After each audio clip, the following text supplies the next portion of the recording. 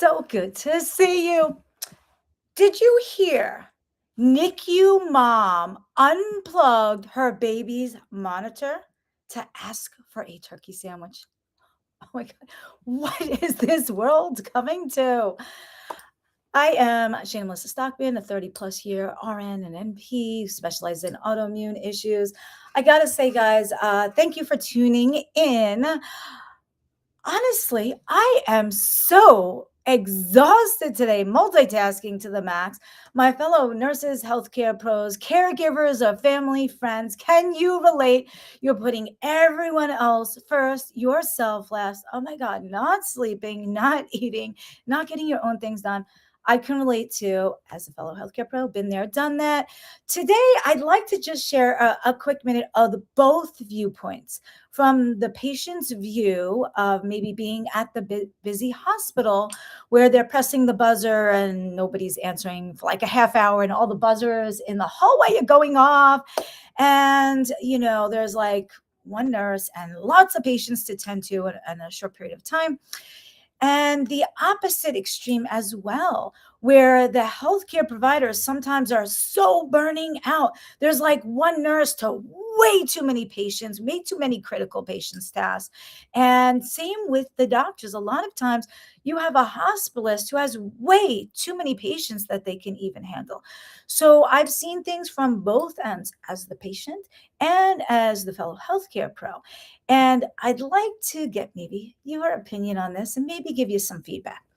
So today we're going to talk about the NICU mom who unplugged, disconnected her baby's heart monitor so that she can order a turkey sandwich. What do you think about that?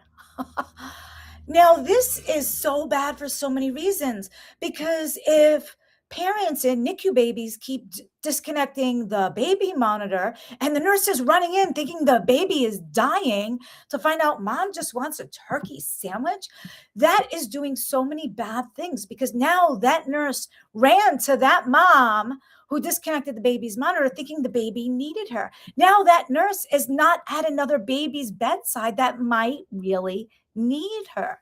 And then over time, if patients keep doing this, the nurses might get desensitized and say, oh, it's probably Mrs. Jones again needing, I don't know, a cup of water. So the mom that disconnected her baby's heart monitor in the NICU to get a turkey sandwich, that was so bad on so many levels. I understand mom's frustration, but it took that nurse away from saving the life of another. And it desensitized that nurse to maybe not respond so quickly in the future.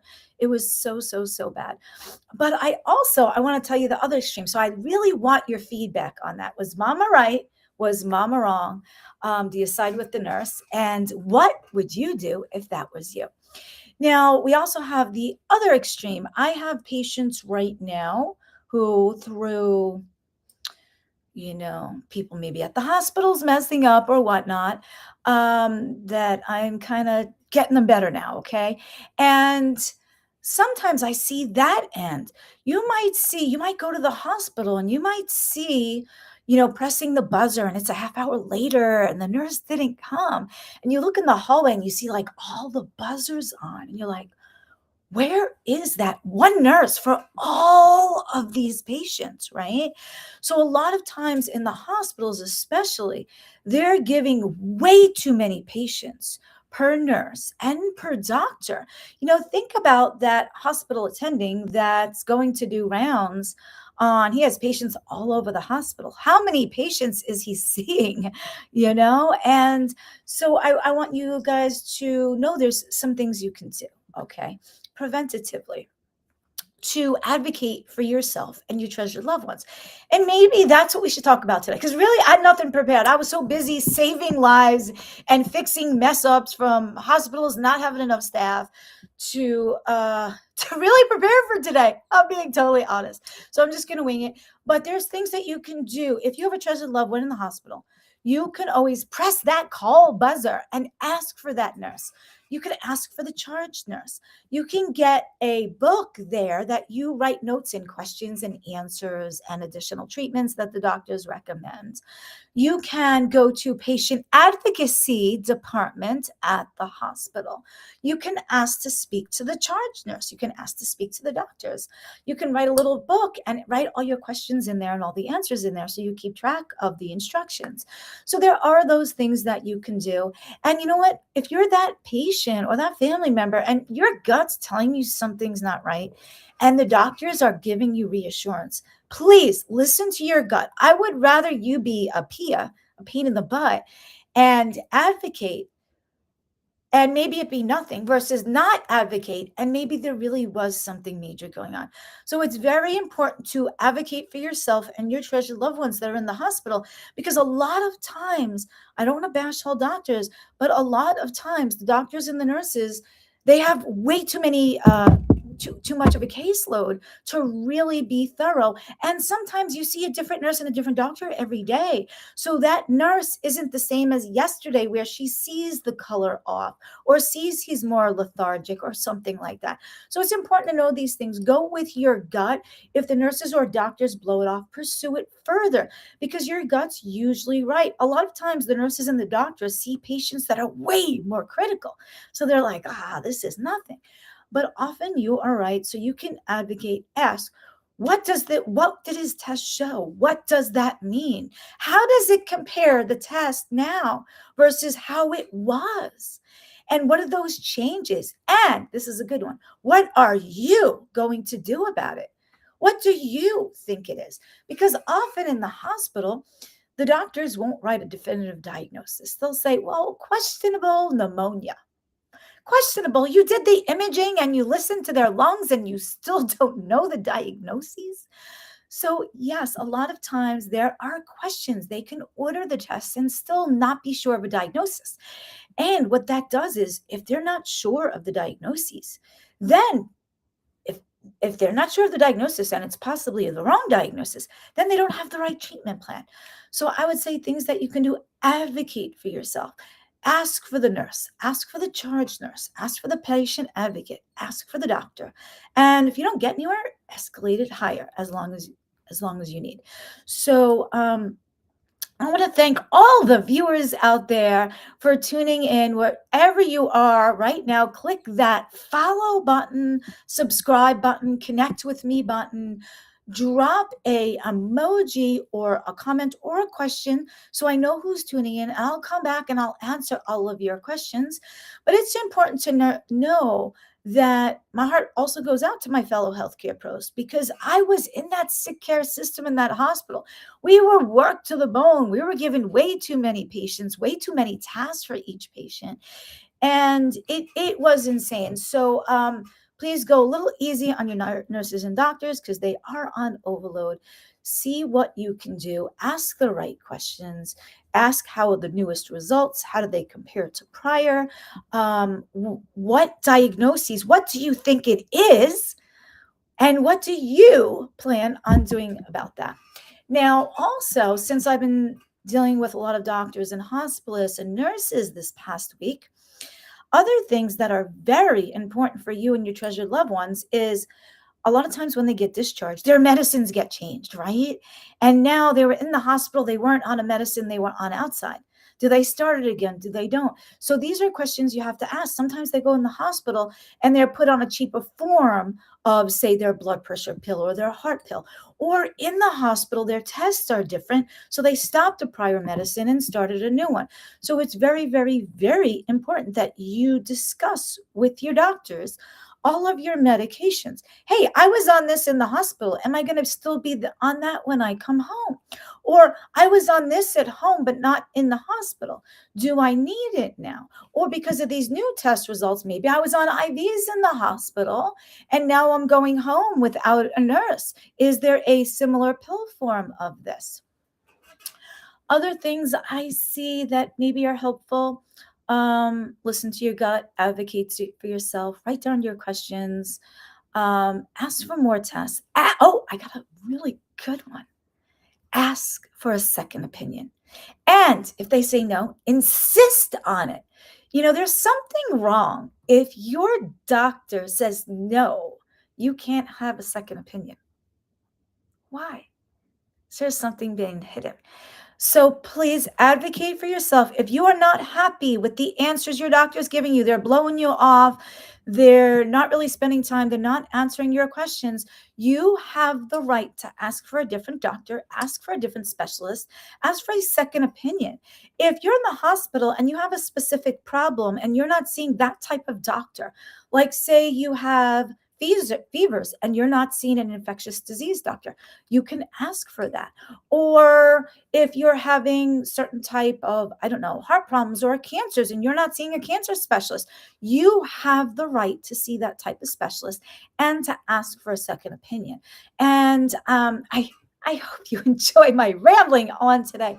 I'm speaking from the heart. My heart goes out to both the patients and the families, because if you're a healthcare pro out there, you know all of this verbiage, and the patient and their family might not. And often the doctors talk to them as if they're a doctor with these big medical terms, and they have no idea what's going on. So, yes, sometimes we have to dummy it down for the patients.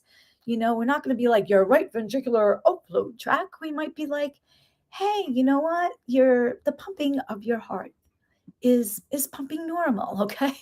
Or something like that. I hope this helps you. And I don't know, we had a lot of events recently, a lot of upcoming events. If you're asking about the workshop, if you got the replay or caught us live, I am so glad you did. If not, you now have to go either catch the replay or go on the wait list, and it might be a good couple months before we offer one, and it will be totally different content. It's always live and it's always new content and fun. Sometimes they're a 5-day challenge, a 3-day challenge, a 1 day, a 1 hour. They're all over the place. If you don't want to wait, if you're having problems for a treasured loved one, I advocate for a lot of them in the hospitals as well. So you, as the caregiver, can reach out to me and do a consultation with me, and I could advise you on questions you should ask and tests we should get and treatment plans. So it's okay if you're the caregiver and say, like, maybe your mom is lethargic or Alzheimer's, I can do a consult with you, the caregiver, and answer all the questions you have, give you like a second opinion, give you recommendations moving forward on what should be done. You don't have to worry about what state I'm in, because that's the power of something like this. I can do a private one-on-one video consultation with you or the caregiver of the treasured loved one, or sometimes we have them both on the video as well. And sometimes we even have the power to chime in one of their subspecialists. A lot of times I am advocating for the patient that is at the hospital. What else can I tell you that I do? Like I just saw a lady today. I see a lot of fellow nurses, a lot of fellow nurse practitioners come to me. They want an opinion by someone that did not go to medical school, who's pushing medicine. Okay. So that is me. If you're like, hey, the doctor wants me on a statin, but I did that once before and I got achy all over and they're pushing me, you have the right to get a second opinion. And that's where I come in. We can do a private video visit where you get all the forms ahead of time with all the things you would fill out as if you were going to a new doctor. And I look that all over. I look over prior test results. During my deep dive consultations, I have short visits and long visits. Some of them can last a good solid hour of going through all of your abnormals, all of your bad test results, really enlightening you on what it means, what are the root causes, what tests are you missing, what treatments you haven't tried yet, and more. And a lot of times I have packages that also include the follow-up visit to go over additional testings and if the recommendations helped and what to do next. So I have levels for each and every person. If you need a quickie little visit, we have that. If you need a deep dive, 1+ hour with a follow-up, we do that. If you're like, hey, I'm pretty healthy, I just want a little more info, you can get a copy of the book right here, right? There's lots of gold nuggets in my book, Overcoming Life Obstacles, international number one international bestseller. You can get that at worldwellnessexpert.com/OLL. You can download the e-version for just a few dollars, and it has a lot of helpful information in there. Now, for those of you that don't know me, I didn't introduce myself sooner. Sorry. I am Shayna Melissa Stockman, a autoimmune warrior myself, but I'm also a nurse practitioner, nationally board certified, and a registered nurse for well over 30 years. My main areas of expertise are medical mysteries when the doctors and the meds didn't win or couldn't get you better, and especially autoimmune disorders, second opinions. I do a lot of those, especially for autoimmune warriors, medical mysteries, caregivers, fellow nurses, and nurse practitioners. My goal is to enlighten you with the knowledge you have, where instead of the doctor gives you an order, you do this. No, I give you all of the information and all of the options and the pros and cons of each so that you can make an informed, educated decision on what is best for your unique situation. I empower a lot of fellow autoimmune warriors and medical mysteries to often get and feel better while reducing your signs, symptoms, autoimmune flare ups, and reliance on meds. I'm very, very, very proud of that. I also have a very deep dive 90-day program, which if you're new to being, say, an autoimmune warrior and you're like, there's so much content out there, I don't know where to begin. I have a 90-day step-by-step. Today you do this, next week you do this. That really leads you by the hand and gives you everything you need to know about autoimmune disorders. So I hope that enlightens you a little bit more. Let me see what else we have. We're normally here every Wednesday at 7 p.m. EST, live, live, live. And when you drop questions, I can see them in live real time and answer them. And if you give them to me ahead of time, perhaps I'll answer it on a next episode. We have some very special guests coming up as well in future episodes, and different, a lot different, shall I say, tools that you're going to like, and so much more. So stay tuned. We have a lot of things coming out. If you're not following, click the follow button, the connect button, drop a comment or a heart so I know that you tuned in. Let us know where you're watching from. Let us know what your questions may be. Let us know, drop your questions there. Hey, how do I get a book? How do I get the workshop? How do I get on the wait list for the workshop? How do I get on the wait list for a consult? Hey, I need an urgent consult. Or, hey, I need that step-by-step 90-day program. Or, you know what? Hey, I'm a super high achiever. I don't have time for a 90-day system. I just want the quick fast track. I have an option for you as well. We hop on a quick phone call or Zoom 15-minute discovery call. We see if there's a good fit, and I steer you in the right direction. Now, that 15-minute discovery call or Zoom is not to diagnose and treat all of your life problems. That is to see which package is best for you to steer you in the right direction. Maybe you just need a copy of the book. So those are a lot of options. If you're not subscribed to the YouTube channel, it's when you go to YouTube, I believe it's just Shayna Melissa. That's it. Just go to YouTube, search Shayna Melissa. Now, for my fellow healthcare pros out there, I want you to know I am on such minimal sleep for the past week with supercritical patients trying to fix things that, let's just say, other healthcare providers missed. Okay. So I come in on a lot of cases like that where maybe you bring me in, you're like, listen, I've already seen the doctors, the specialist, and mom's still getting worse. Can you go see her and tell me what you think? So I do a lot of those. And this past week, I've had well more than my share. So I've had no sleep. I can totally relate to the caregivers and those out there, my fellow healthcare pros that are burning yourselves out. You need to make time for you. If you're a caregiver to a friend, a family, treasured loved one, or a professional healthcare provider, you must make time for you. It's important. And sometimes I forget this. I have to learn to say no. I have to ask for help.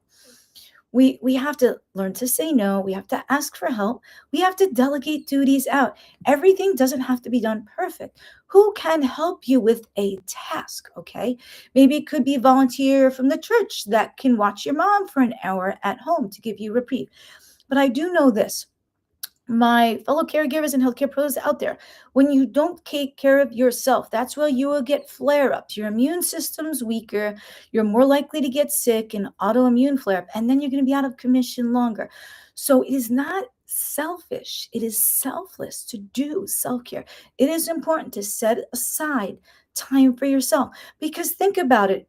When I was during the pandemic, I was running an ER, okay?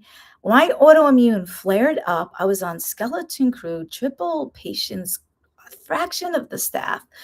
And I had a flare up of my autoimmune from the physical stress, the psychological stress. And I was in full blown heart failure, taking care of all of the patients. And think about it like this, my fellow healthcare pros and caregivers, even caregivers to family members, you have the burden to take care of the world, right? You're taking care of friends, family, neighbors, coworkers, and they all come to you and they all want to rely on you. But what if you get sick? Who do you go to? And that was an aha moment for me. I realized I was an heart failure. Whoa, I deserve the same attention I give to everybody else. So you too are worthy. You too are deserving to treat yourself as good, if not better, than you treat your patients, okay? You are deserving. You are worthy. So how you treat them, I want you to start treating yourself that way. Maybe get a little more sleep. Maybe eat a little better. Things don't have to be done perfect. Delegate some duties out. Ask for help. I hope this helps you. And whoo, that's, I think, all I want to say. I think I gave you a lot of information here to think about. Some of it might not have been top of mind, but now that you hear it several times, you might be like, wow, she's right. I have to take better self-care. And it is very important because, you can't afford to get sick, because who's going to take care of all those people that you normally do, right? So think about if you spend a little bit of time to get yourself better, then you don't get sick and out of commission longer where you can't take care of all those people. So it's definitely, again, not selfish. It is selfless. So I want to leave you with that. And I want to leave you with a call to action. Okay. I have something you may have heard about, my trademarked 4-minute happy dance, and you may have not, but that's okay.